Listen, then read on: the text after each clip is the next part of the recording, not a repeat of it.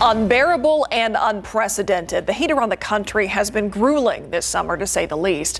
In Phoenix, an Office of Heat Response and Mitigation was created to come up with solutions for current and future heat waves. Stephen Cavazos flew to the hottest city in the country to learn more about this unique office. Plus, he shows us the response that's happening right here at home. Extreme and dangerous, two words that we've all heard to describe recent summer temperatures. While South Central Texas is no stranger to triple digits, the Alamo City is setting a new high. 2023 is now the year with the most 100-degree days on record. To beat the heat, over 30 cooling centers have opened up around the city, such as public libraries, senior centers, and community centers. Heat relief programs are in place to help senior citizens keep cool through the distribution of fans. And a cool pavement pilot program was recently launched to see if a water-based asphalt treatment can help cool neighborhoods. Despite the planning, heat-related illnesses have gone up.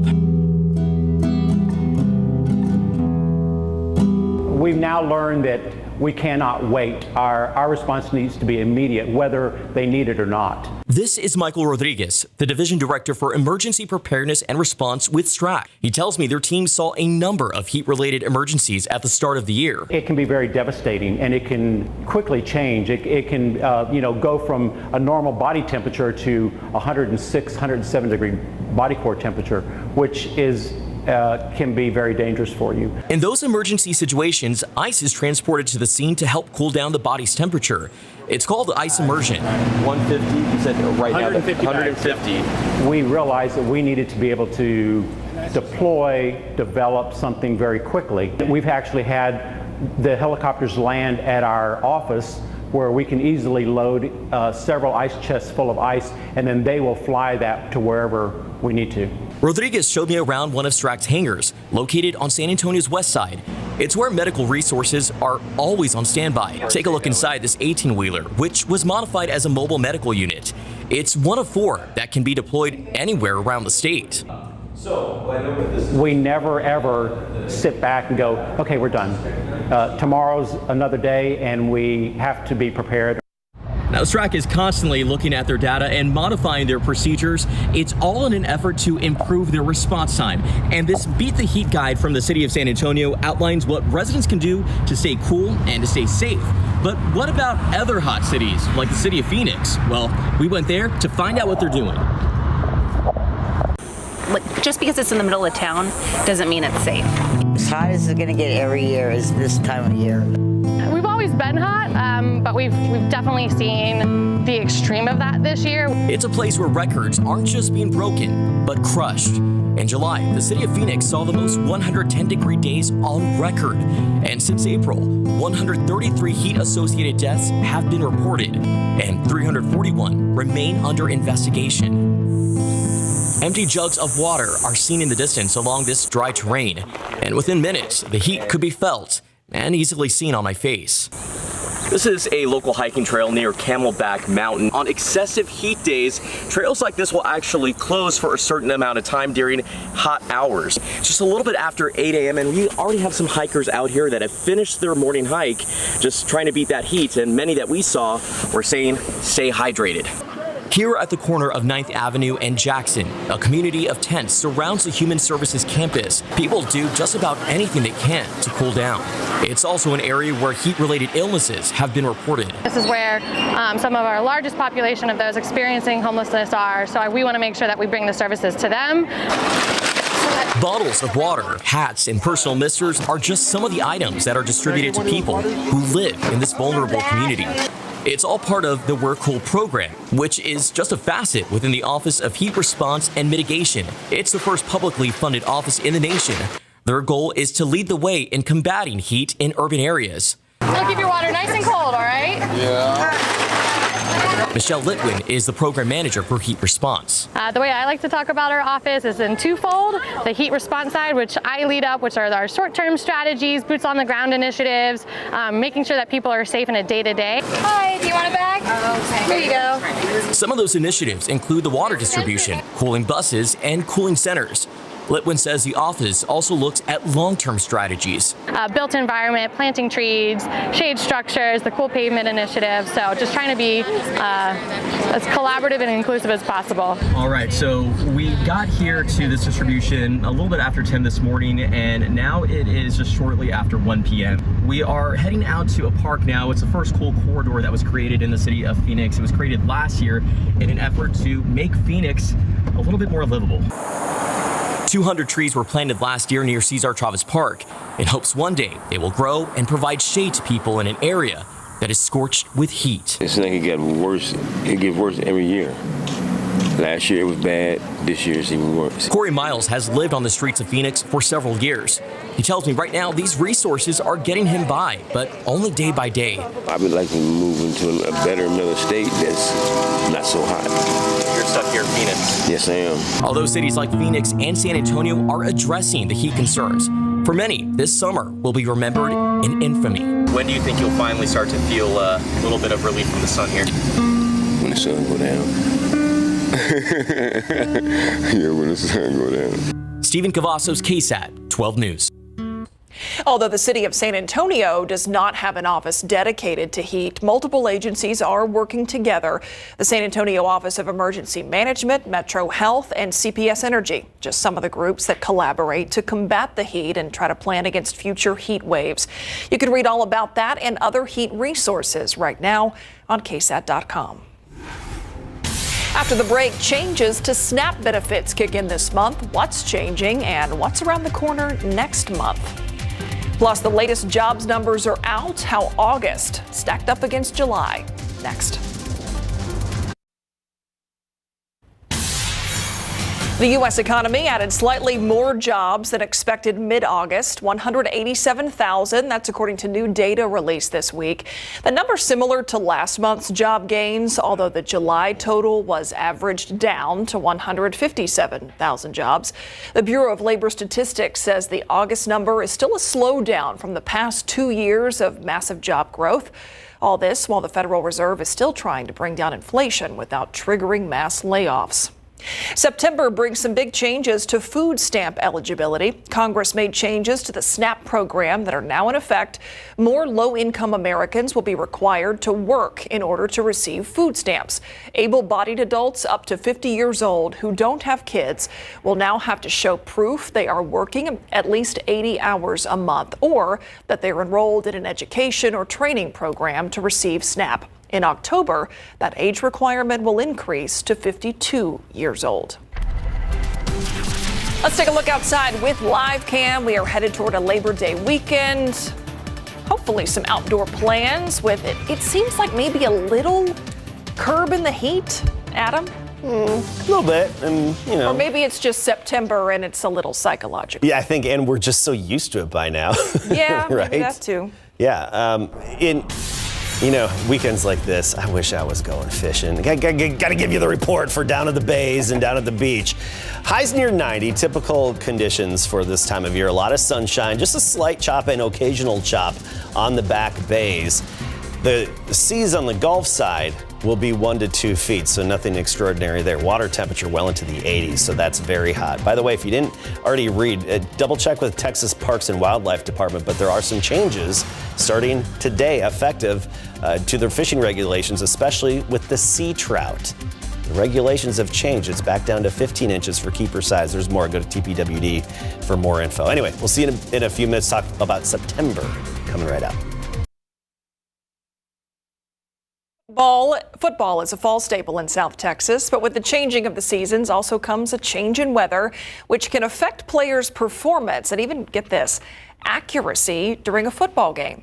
Meteorologist Mia Montgomery explains the science behind the ultimate matchup, weather versus the pigskin. Friday nights are sacred as the boys of fall take the field. But as the seasons change, Mother Nature tends to throw all different types of weather at South Texas. So how does this affect the game of football? Let's start with the temperature change. According to Dr. Gary Guetta, an exercise science professor at St. Mary's University, a drop in temperatures can physically make it harder to catch a football. When it's super cold, our body wants to shunt blood from our extremities, which is our toes and our fingers, to our vital organs. However, it also reduces the temperature in our hands, which also reduces the sensation and the manual dexterity, the ability to grasp objects. Different air densities associated with temperature changes can also play a role. Since hot air is less dense, there is also lower density in the ball itself.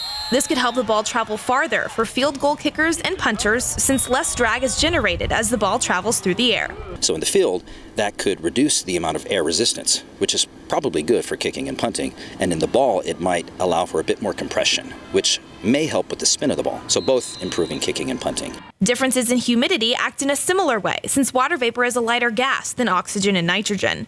When the humidity increases, density then decreases as the amount of oxygen and nitrogen goes down. This leads to a higher likelihood that the football will travel farther when compared to a day with low humidity. Rain also impacts the football game, since the ball is slippery and can be a challenge to pass and catch. This can lead to a change in the offensive strategy. If it's raining, we're going to do, something different, as far as either run the ball more, obviously, if it's pouring down rain, yeah, we're going to have to, but you still have your play action passes. And of course, a healthy tailwind, headwind, and crosswind can impact distance and trajectory during those Friday night lights. Mia Montgomery, KSAT12 News. Okay, that's pretty cool. Yeah. I am far from a weather nerd, but I think that was really neat. You're getting there, Myra. I can see it. I sense it. Osmosis here Yeah. happens. Yep. Rubs off.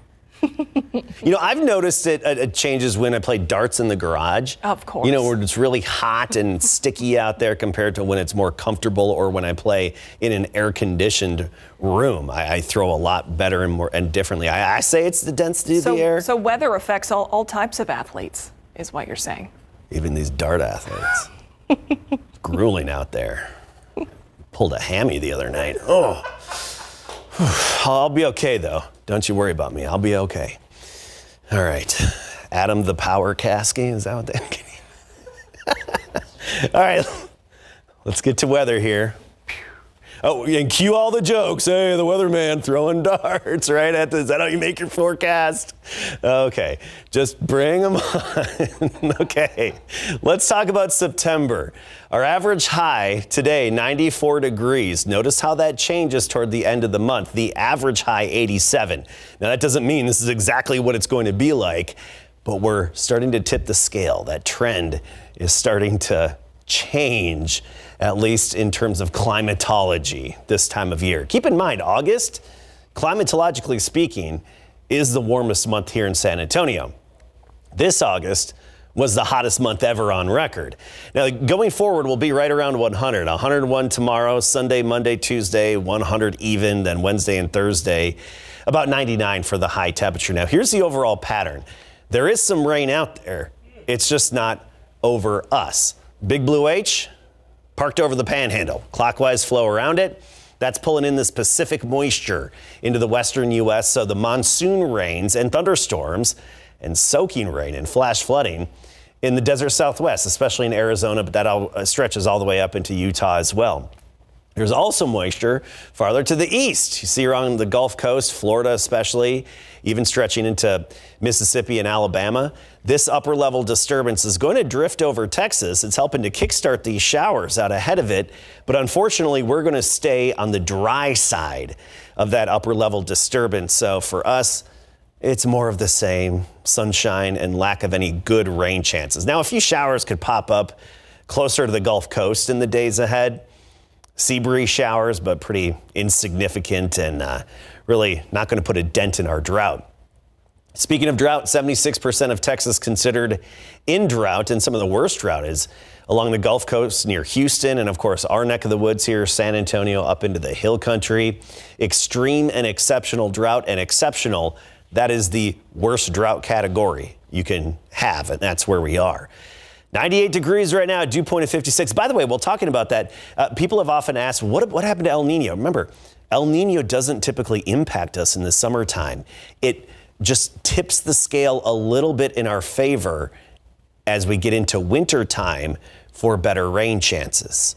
And it doesn't guarantee it. It just kind of puts the thumb on the scale to help out a little bit more and gives you that extra climatological favor in terms of the odds. 98 right now, dew point of 56. Dew points are down. It's nice. It's a dry heat out there at the moment. However, this humidity along the Gulf Coast, sea breeze kicks in, and it's going to make it here this evening. So notice how our dew points climb back well into the 60s later on tonight. Tomorrow we start the day at 75, 95 at noon, 101 the high temperature. East-southeasterly wind at 5 to 10. Right around 100, give or take a degree all across our area. Timberwood Park 99 tomorrow, Von Army at 101. Look at that meat. Oh, the forecast too, by the way, a lot of sunshine. Same thing basically every day all the way through Labor Day, and no big changes next week. So how long? You're cooking a brisket this weekend? Tomorrow. Tomorrow. How long does it take? We'll see, maybe 8 hours or so, 9 wow. hours. That's a commitment. Thanks, Adam. We'll be right back. The Buzz is next. In the Buzz today, Taylor Swift is taking her Eras Tour to the big screen, a 2-hour, 45-minute concert film documenting the singer-songwriter's record-breaking tour. It's going to be released in theaters October 13th, including IMAX. Hours after tickets went on sale, this shouldn't surprise anyone, websites for theaters across the country showed nearly full seating for that opening weekend. Taco Bell is testing out an item in California, Mountain Dew Baja Blast Gelato. The gelato will be available for a limited time at the Taco Bell in Irvine, California. It's inspired by Taco Bell's famous soda Baja Blast. It costs $2.99. If it does well there, it could roll out to Taco Bells nationwide. We'll be right back. All right, here's a look at the tropics. Really not much out there of consequence. A weak tropical storm Jose is dissipating along with what's left of Franklin next to it. Idalia right near Bermuda as just basically a few small thunderstorms, not much left there. And Tropical Storm Gert, another weak system that's fallen apart. You get closer to Africa, Tropical Depression 12 headed north, and then a 50% chance of developing that wave that's moving into the Atlantic over the next 7 days. That's it. All right. Thanks, Adam. Thanks so much for watching the news at 6. Have a safe holiday weekend out there. We'll see you back here for the 9 to 10.